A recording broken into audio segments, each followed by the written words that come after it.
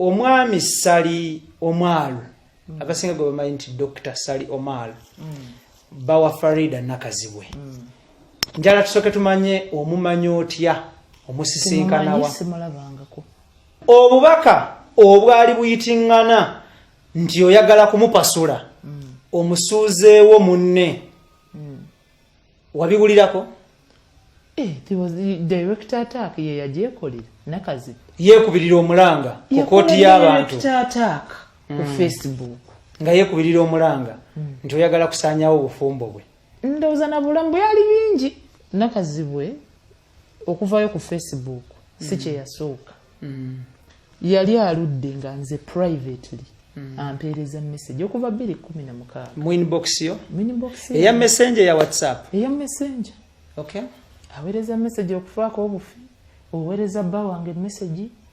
okunsinzibiririza kuki simu ki eyo kwempeereza nti nedda si ku simu ku fake page eza Facebook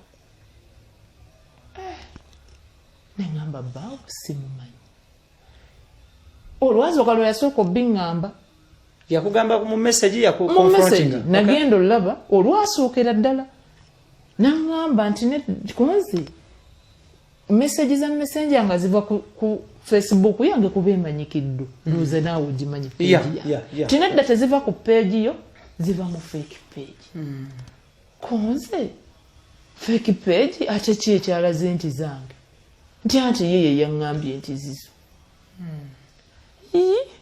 kunze omuntu yenna asobola keera bukezi ku makya n'agamba nti kino kyoli nga tukirinaako omuntu yenna asobola okugula obuguzi kipeegi naga nti kino kya Ibrake yenna gwakigambye akikkiriza bukkiriza tiki ekiraga nkubuuza ki ekiraga si byakwe bisukka ku bigambo kuba nina abaana balina kitaabwe bayiveena actually nga ndina lubuto lukulu kunze nga byoyogera sibitegedde bali lubuto lweruntabudde abetubagaba embuto simanya beerabira nimugamba butuufu sikutegedde obanza atategeera oba gwe simanyi nasooka naddamu emabega after some hours nangamba naye omanyi wamma ndowooza waliwo yabadde akwerimbiseemu kubanga nange ndaba peegi sizizo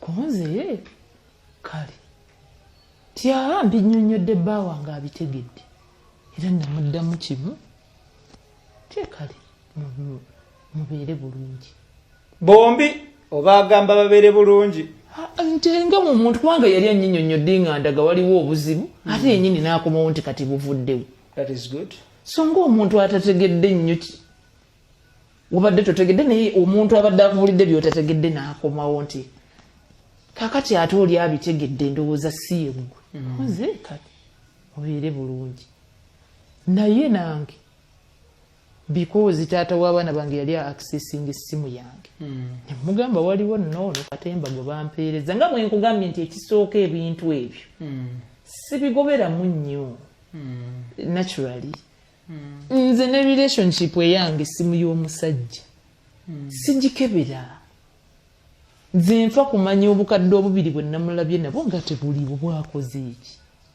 naye ebyessimu nkebera jeni lwe yakubye ate ani oyo gw'ofulumya okwogera naye sibiriimu ebyo so nze namugamba wano waliwo ono abadde agamba simanya ate bbaawe ate ne biba bitya naye n'akomawo n'agamba biwedde oli naye n'abitunulamu nga tabitegeera kakati n'angamba n'okuŋŋamba nti baataddemu ennamba yo nti oli bw'aba ayagala more information akube ku eyo ennamba ngenza okulaba nga nnamba ye konze but that 779 is a public number it's on my Facebook ne mujjukiza nti 2016 15 naliko mu kalulu ennamba nenjegaba ku mikutu gya TV ku biti ku mizindaalo so anybody to pick ennamba ya Ibrake Jateka wali kumkutu na story tukubiri. So simple. She can pick, any fool can pick it and insert it somewhere. Tekitegeza nti ya Ibrake. Ne mugamba gwolowooza lwaki Airtel yebadde fake. Because my Airtel number is private. How convenient. Nti ya MTN gye baataddemu, it is my public number. ekya Airtel kye baataddemu kyo kifeeki sikimanyi era kyo kikebera nga tekiri mannya gange nagamba kirabika oli mutuufu because olwo mwogerera mu messenger si ku masimu direct mu messenger ezo message okyazirina zirina wano nze siddamu kuwuliza muntu naye nga mulaba ku TV kweni TV twali tetuli nti oba tuli ba mikwano oba just normal friends nga Ibra wolaba ezo TV zirina departments bambi abantu kye batamanyi nti omuntu akola mu production ng'akola show nga bwe nali nkola life stories n'akola amawulire bali mu nsi yanjawulo. Thank you. Department eyinza n'okufuna omukozi omupya n'akola n'atuuka n'okugenda nga gwali mu ndala tumutegedde. So tewaliwo buzibu bwonna. So before embeera ya messages mwaite mwina buzibu. Nali siri nti oba ndi mukwano gwe naye nali siri nti ndi mulabe abantu abali bakozeeko mwenna. Of course bw'omusanga mu kkubo halo. Neweyongerayo. Buli omu n'ayongerayo. Tugende maaso. Nga bwe nkugambye ngenda okulaba taddamu bbiŋŋamba mba ndi awo nga wuuyo akomyewo ku luno mukambwe muzibu era wazeemu n'oweereza message era wakoze bwoti era bbawa nga wamuweereza message okozesa fake page neŋŋamba naye kati nze okuweereza message nga nkozesa fake page ate nenteekamu ennamba yange eyaddala omuntu yenna ammanyi ng'alaba nga ate yendowooza nsukkawo Nemugamba get over that number. It's a public number. It's on all my social media platforms, Twitter platforms accessed by millions of people. Yeah. So number to chase back. Gasirikamu. Ekyalinga ekya kugamba ate ekyasinga okuneewuunyisa. Mba ndi mu ddwaliro ngenze kuzaala mwana. Omanyi nga n'essimu of course bazikuggyako na biki na biki.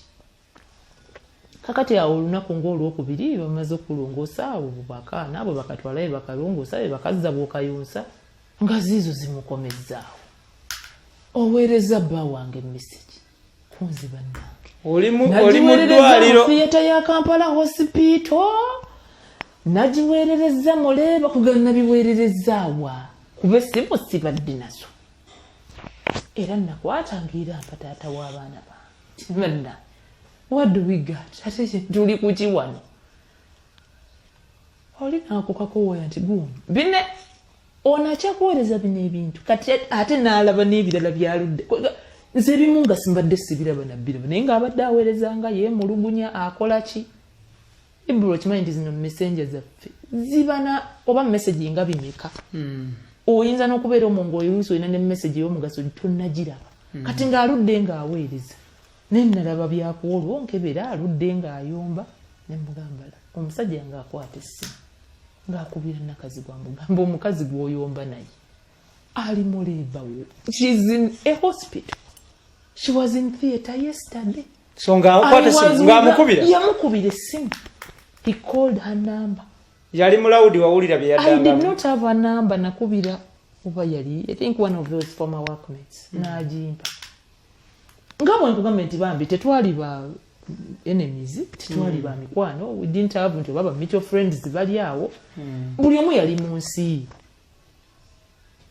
Era sijja kulima nti oba ku NTV ayina yantunuulira obubi oba lwe namutu because we were even in totally different. So omwami bw'amukubira essimu? Omwami amukubira essimu. Amugamba sekawiri. Amugamba gundi. Omuntu gw'oyogerako nti yaweereza bbawo message ali mu labor ward. Ali mu ward mu ddwali yazadde eggulu. We came here yesterday but one. I've been with her phone since then. Kakati ate nga yajjeewa weya how yaziweerereza mu mpewo mu birooto namugana naye gundi bwetereze ne bbaawo. Ate bino bye mutandise ndowooza omukyalo ono bw'aba nga atereeramu poliisi ebitunulemu. Because toyinza kutomentinga muntu bw'osirikamu bw'otugamba bitiridde bw'odda oba mwe mulina ebizibu tojja kufuula eno side nti jjojja. Omwami oyo yakugamba nti Farida yamuddamu ki? Yamuteeka ku loud. Oli n'amugamba she is the one. N'alemerako the guy even omanye enseko zino ezitaliza nti oseka kuba onyumiddwa naye he laughed in this sense of this one is nuts era bwe yajjako essimu yagamba ndowooza ono baamusudde eddala. How do I tell yamugamba if you are in Kampala drive come to Kampala hospital look into their records. This woman has been in labor. She has not been with her phones. You just know she's the one sending these things. So we move. So when nagenda netugamba nti when natereramu like 3 months ngandi waka. Tujagenda ku police. Tubanyonyolemu because nagamba maybe waliwo framing. Oba mutual friend oba ani agezaako kikola. But I couldn't even think of someone because I'm not twaite tulina kitugatta at all. Oba kitwawo. So watereramu ogenda ku police. Ate yaninda n'okutereramu. Tulinga mu wiki ya kusatu omwana wa wiki 3 nga wuuye atabuse ku 6 aweereza ku 9 aweereza. Musajja n'agamba nno gwe. Tusituke tugende. Tugenze ku Kira Road. To reporting omusango. Olumwa waba musango je. Harassment. Because indeed it was harassment. So police were magic from reporting harassment. Twajitegeza nti oba waliwo kiki walabikanga wali mu kuzannya ddati. Naye ffe katubategeeza mutugambire kwoli. Kuba singa Justin yabadde akikola teyali erese ku poliisi. Poliisi ng'emukubira. Titubadde tusaba ojjeko wano ne bbaawo. Tulabe message kuba tulinza okuba tuli ku message ate nga soono ate nga waliwo omulala omulaba ate omubi ennyo yeekweka muno. Ti bbaawe n'agamba bbaawe taliiwo ali bweru. Nzi kyolwo. Ate nze nabimanya nze nali nfa poliisi kunzijjako muteero. So ye omwami taliiwo ali bweru ye yajja na reporting ng'omukyala. Anti baali baagala jje naye.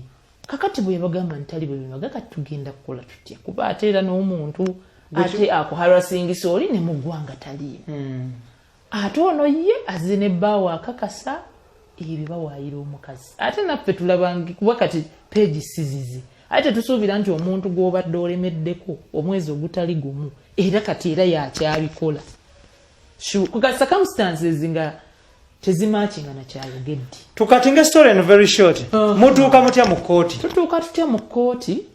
Kuba yali atusuubiza nti omusajja bw'anadda ng'amuleeta ku poliisi. Babeera bamubuuza adda ddi tannaba. After like a year later. Bandi awo ng'era mpeereza message. Olubiise ekintu kyenkugaa ekyatandika 2016 ejjukira bino byapostinga 2018 April. Confrontation is ewange yagitandika almost about October or something. Mba ndi awo era nga mpeereza message around June 2017. Erozeemu naye bannange abawala muli bali bankwe era girls oba biki biti ne mugamba first of all I'm not your friend. I don't know what you're talking about. What do you want from me? Ampeereza olusere genderwa message mbu baluweereza omusajja kati message ziri the very weird thing about them is ezisinga zaali nti oba tezikwana musajja wabula nga tezivumirira nnakazibwe era nga naye ngamba n'okwana omusajja tokomye ku yekyo ate n'oweereza ne message ezimu naye nga zirimu ebintu bya famire ye baganda be which I don't know them. I just know nti be Masaka Samu omukyala n'erinnya lye sirimanyi. I don't know how that much okutandika okumunnyonnyola omuntu yenna mu bubi. So mutuuka mutya mu kooti. Around June 2017 aweereza ebyo okay era mbibuulira omusajja zizo zituzaayo ku poliisi. This time we even involve a lawyer amukubira amugamba but you know what being nti baakutuma omuntu omutwale ku poliisi to solve this once and for all. Yeah. Gwe atanna meeting you part of solving this. Omukyalo namulekere. Kati baawo ne bwakuweereza mugamba omanyi nameera ono tumukoleko bulungi ng'okomyewo tugende ku poliisi. Yeah. Bamukwate. Ne tulinda omusajja dde. ffe twawulirako simu etuyita nti oli yakomyewo oba akoze once in a while would check. Omusajja n'angamba tulinde kasita kati takubaginga nnyo naye ekyo ekya 2017 kyanneewuunyisa. Mbandi awo 2018 April akubye post ku Facebook ye. Justine yaweebwa ssente, ayina omuntu omunene yamuwa ssente aweereza emmotoka, simanyi ezingoberera ekiro, simanyi ayina ennamba y'abakozi bange, ate simanyi aweereza bba wange message ezinnyonoona n'ezimukwana. Like outrageous accusations. It was Easter. That day was Easter Sunday. Yeah. Nali waka nga tulina abagenyi, unfortunately ng'abagenyi bakusaidia taata w'abaana bange. Si kibi nti baatukyalira naye ngamba ekyokubaawo nga kiguddewo nga tulina abagenyi nga essimu zange ng'olwozi sirina na ziri oba nali ewabweru nfumbe n'abaana bakutawanya mu dde erimmwe biki naye ng'essimu the phone was ringing off the hook. Ennamba ezinga ezikuba sizimanyi. Kakati leero omusajja nga ngamba naye lwaki tukwata simu eyo? Nze nfumba leero Easter abonja baddirawo bino bye tubeeramu buddirudiru bwogobaagoba omanyi oba waliwo abakubira obona akugamba ki oba abangi oba ki. Anjibye baddira Easter Tuesday oba enkya. Kumbe oli yali yakubyeyo posti ng'abantu bankubira kuŋŋamba ekintu kyagoyinza edda virus sirina kye mmanyi. When I saw that post, of course I was very down-spirited. I broke down. Nengamba, this is very unfair. Ono omuntu, so many times authorities have invited her to come with this so-called man. They never show up. Ate akimanyi ntakikolangako kujja annumirize mbu authorities. Ate agenze ku mukutu ku public ate akoze ABCD. Era immediately nga nkubira lawyer oli yasembayo mukubira. Definitely awo ne bwoba gwe the next best step yali yakumutwala mu kooti kubanga ebintu byeyogera bingi ataddemu amannya amanene. Nze Olive Kigongo yantuma ekintu kyasukka ku just a social media or a cat fight. It was very sensitive. Nti abantu bangi n'abategeerekeka mu ggwanga baavaayo ba Dr. Sabrina, our former workmates, but Diana Kagere, baani abamu bali bweru, baani bamuriso kyo bonna ne bamugamba please pull down that post unless you have evidence with you. Ojjukira bulungi nti yakakasa abantu nti obujulizi bwonna mbukola ki mbulina. Ko nange ke tugende mu kooti. No, teekayo suit. Thank you. I filed for defamation. I instructed the lawyer. Olwo mu kooti ki eyo? I instructed the civil division of the High Court. So I instructed the lawyer to file for defamation. And indeed we filed. Najja ne ku police ne tugulawo criminal libel. Naye nga all the efforts okureachinga omusajja ye gwagamba nti biri yabimugamba. They went futile. Ku police bamugamba kale tuwa simu ye gy'aliko eri tumukugati naye tuwulire. Kati njagala kati tutunuulire kooti. So tugenze mu kooti. Remember there were parallel cases. Zitambulire wamu. Eya police ne kooti. Kakati bwe ntwamugulako omusango mu kooti ne police Chira Road nadduka ku Jinja Road nanzigulako omusango nti nze Olive Kigonga mpa ssente simanya mukoleko cyber harassment eyinza okutta amaka ge nabamugana naye ebintu byonna byogera nga byetaaga obujulizi kubanga omuntu yenna bw'anaava eri n'ayogera nga gwayogeredde gwe tukwata hiyase nti obujulizi omusajja yabulina buli kimu bwe kituuka ku proof omusajja yakola ki. The allegations are made by her. When it comes to proof omusajja yagirina. Omusajja aliwo nowhere to be seen. Kakati munnange ng'omusango gutandika mu kooti. Gwa moving so fast. It's a public case. Ne banyamba ne bagumpeera omulamuzi ali so straight. Kika twagala bujulizi tufayirinze tulinda defense. kuba defense naawe kubuulira ekyoli defense ng'ate terina kintu kyonna kiraga bujulizi. Okay, kakati abatulaba baagala okumanya ebintu bino directly mu kooti wawaaba 218 yes. bw'owaaba 218 nga bamaze okuwandikako ekiwandiiko ekikuttattana oba ekitattana erinnya lyo kooti first sitting hearing ya kooti yaliwo ng'ennaku z'omwezi mmeka mwezi ki anti kati lwebanga ddene did she turn up? She did. Kooti nebagamba ki? Actually she was very cooperative. Kooti nebagamba ki? The court wouldn't proceed ng'omuntu wagamba alina obujulizi naye bulina bbaawe. Kooti nebeera adjourned. They would adjourn for her to bring the husband who would never show. Mwatuula emirundi emeka mu kooti? Affidavits baamugamba nti omuntu bw'aba tasobola kujja he can swear an affidavit ne bagiscanninga ne bagimuweereza n'asayininga n'agiscanninga n'agizza. It also never happened. Mwatuula emirundi emeka roughly gy'ojjukira mu kooti?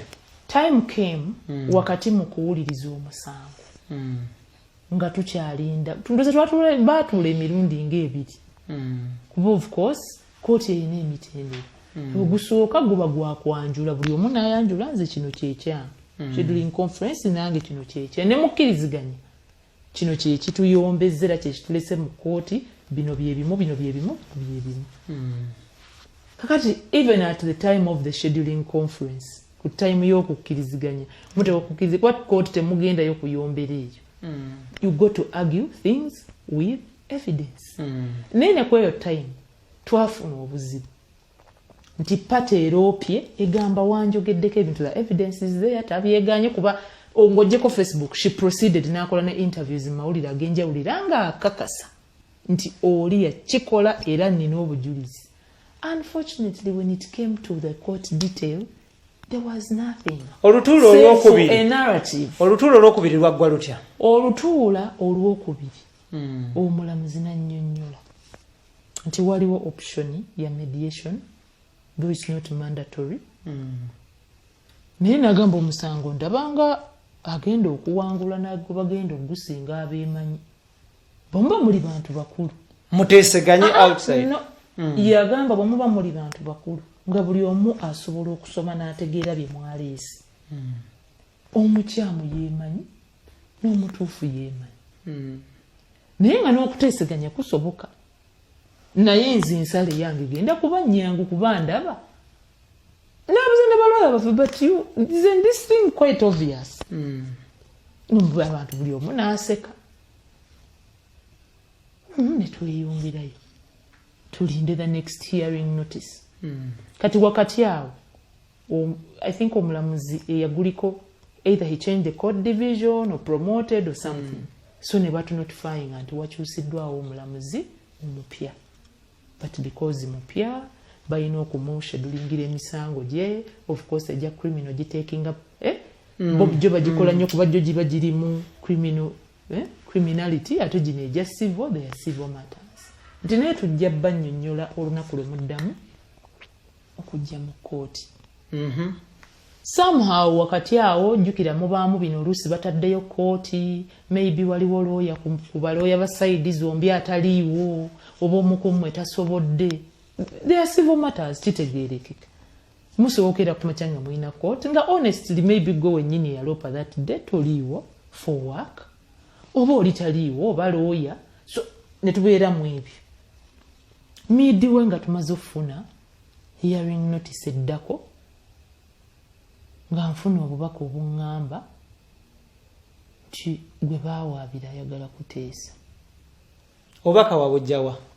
Of course buba buyitira mu lawyers agamba lawyer we n'agamba waddamu otya nga bakusabye okuteesa waddamu otya eky'ebbali oli asobola okyegaana naye bwe biba nga biyitidde mu balooya era oli amugamba now you made this communication konze kuteesa kuki because we were waiting for evidence. Do you get my point? Omusango gwali so straightforward.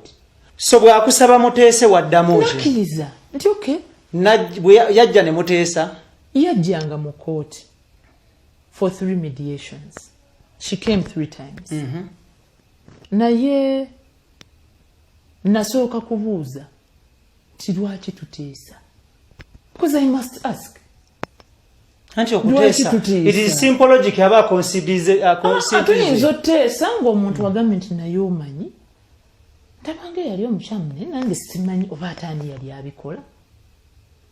Tuyinza oteesa ng'oli agambye nti nedda omusajja gwe nali ŋŋamba nti ye yaŋŋamba aŋŋambye nti naye yali mistake. So omulundi ogwokusema nabuuza tuteesa lwaki, why? Waddibwamu otya era wali obuuzaani? Neŋŋambibwa mbuuza looya. Okay. Neŋŋambibwa nti oli agambye bbaawe eyamugambanga nti bino bwabimuweereza akizudde nga fake page ate omusajja eyali azeggulirawo n'abyeweereza era teyakikola ku ggwe wekka naye ne ku bantu abalala. Okay. Nsaba tu kati due to interest of time omusango ogwo gukyaliyo mu kkooti tegukyaliyo? Omusango gukyaliyo mu kkooti. Oli yasaba okuteesa ng'awadde reasons ezo. Reason bwe yaŋŋambibwa nti ayagala kuteesa because ate akizudde nti ate bbaawe yabadde abikola. Tekyali kyangu nga bwe tutudde wano n'oŋŋamba kino nange ne nkugamba kino. There had been a lot of pain, a lot of torment, a lot of losses. So seegomba. Nayagala nnyo bambi ngende mpulirize mu mediation room tutule naye ekitasoboka. Thank you. Ndaba nnyinza otuukayo either nenkuba omuntu oluyi kakati nensesema. Omusango ogwo guyimiridde ku ki gwe wawaaba? Because gwe wawaaba. Omusango omuntu yaŋŋamba nawaaba nga mpaaba kujjayo mazima. Guyimiridde ku ki? Amazima gaavaayo nga omuwawaabirwa yagejjiddeyo. Ne mugamba nti omanyi ky'ogenda okukola, weebale nnyo okuzuulamu oba Katonda yeebala okuleeta amazima. Kati engeri gye tutaali nti twalina olutalo oba twali ba enemies nga tonnakola ebyo oba twali ba mikwano, tewali nnyo kyamaanyi kyakuteesaako. Ddayo ku platform ze wakozesa abantu obabuulire nti bannange bye nnayogera ate nakizudde nti ate omusajja ye yali abikola nga bw'otugambye kira n'okukyawagana mwakyawaganye naye nga naawe aku blackmailing. Wayagamba nti naye yatuuka nga naye amu blackmailing amutiisatiisa oluvannyuma lw'okumugwamu byaludde ng'akola ki? Abatulaba baali agadde okumanya request yo ey'oli agende ku platform kwe yakuvvoolera ayite okwo nga nnyonnyola ensi y'ekituufu. Mwagikola before courts of law ne balooya bamwe nga weebali ne mukiteekako n'omukono? Mediation is without prejudice. Mediation kintu nti tekiriiko mitendera nti oteeka oteekako omukono onateeka okuba ekifaananyi. The fact is the court record is there nti mediation yasabwa. Anti abatulaba, you know, it is a bit technical.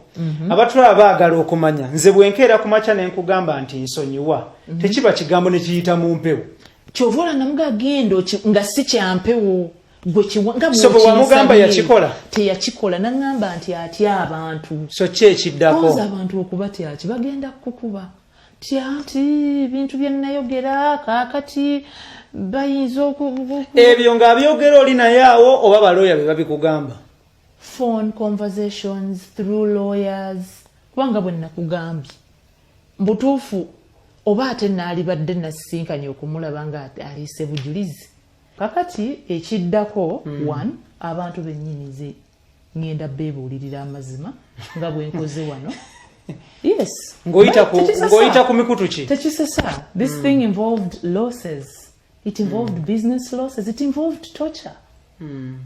My family was tormented. Okay, kakati, so just in 1 minute, bulire ensi amazima. In 1 minute, tell the world the truth. Yategedde oli yeeyogerera nti bbaawe ye yali aggulawo fake page.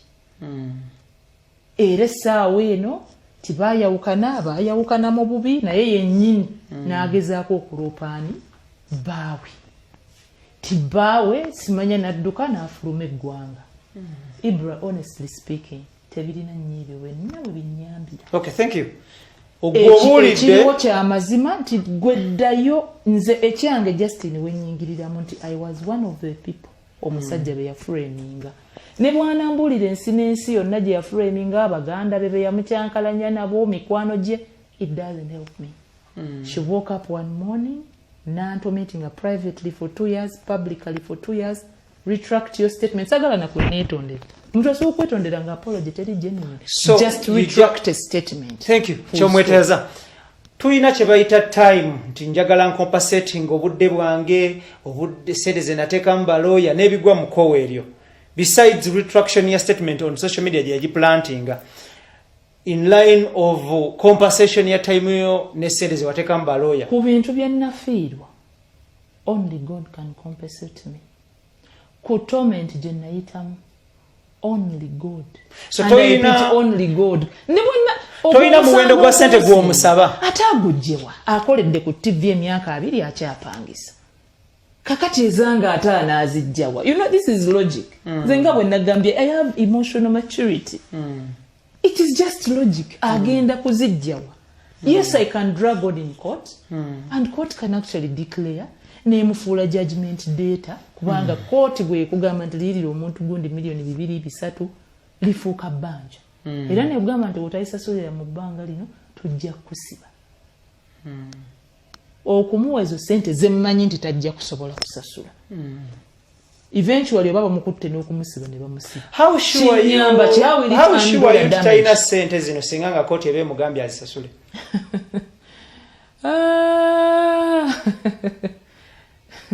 Ibra, like I said, tayina gyagenda kujja sente zibasasula compensation ya that level of damage. That level of damage. Mediation bwe zaali zitandika. Mediator atwala obudde n'ababulira what you're in for. Both sides. Tigwe ono bw'abanga wamuloopa naye nga mutuufu oyina bayinza okuwa omusasule costs bweziti. Nti gwe mediator ina nekyeyayogera nti guno omusango everyone at this court agumanyi. Everyone era buli omwagezako no peepinga mu file. Meaning the message went so public that kiba kitegeeza ne ku ssaawa ey'okuliyirira omulo eyaloopa bw'aba waakuyirirwa. It can't go below 300 million. Omuntu opima n'olaba enkiddamu ne bwenna yes kuba kati ate there is an admission nti mukyama nene bwe bazimpa nti bakompensate nze enkiddamu talina wagenda kuzijja kuzimpa. I'm not interested in jailing her. All that cannot do the damage, cannot undo the damage rather. Tekisobola kutereza byonna bye yakola ne byayogera. Nze okuliyirira okwange ku bintu ebyava mu nnakazi gwe bye yakola kuyinza kuva wa muntu ogu Katonda. Bwe bukeera ku makya n'atakola retraction ku Facebook kirigwa kitya? Abantu ngenda kubabuulira amazima nga bwe nkoze wano. Ne mu posts zange ez'enjawulo nakikoze dda ku platforms kwe sinnakikola nje kikola. Thank you. Omulungi atulaba awe tukomye tetugenda